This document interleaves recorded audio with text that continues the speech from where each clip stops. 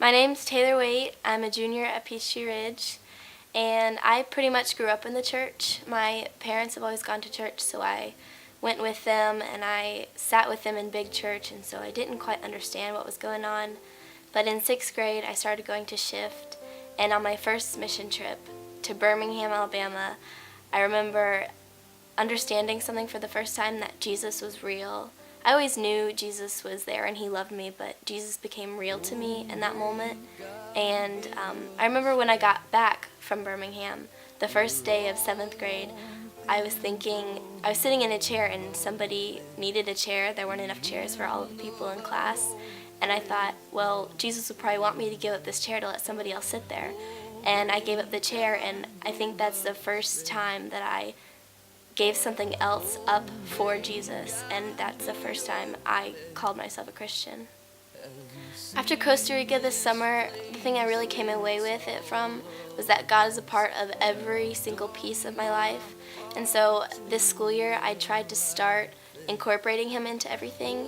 So in my classes, I try to keep the mood light, and when people are having a bad day, talk to them or make them feel better. And when I have the opportunity to mention God or to slip into a conversation like, oh, I'll pray for you, to try to just get them to question or be like, oh, what was that about?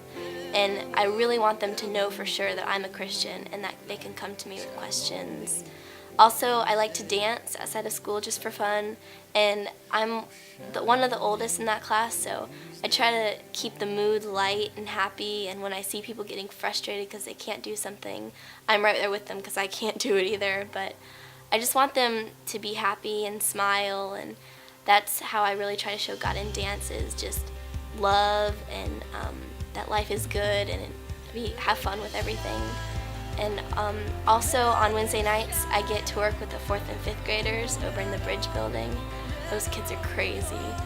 But it's really helped me grow as a Christian because I'm a leader in their lives, and they come to me with questions about God, and I get the chance to answer them. Like, there'll be a lesson, and if there's something I want to say, I can just start saying it and teach them something about God that I've learned that took me so long to understand, that I can let them know at such a young age, and just pray that they understand it and they can hold on to it.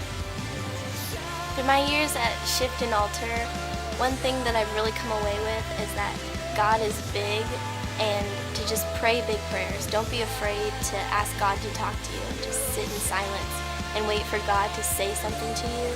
I know that I've struggled with my friends kind of falling away from God, and I don't know why, and so I need to just sit in silence and ask God to teach me something, or ask him to show me something, because God is real and he is in my life and he can do whatever he wants to do. So when I have a question or a prayer, don't be afraid to pray it, because God is bigger, and even if the prayer doesn't come true, he can let you know that he hears it. The way that things just pop up into my mind, I know he knows that he hears me.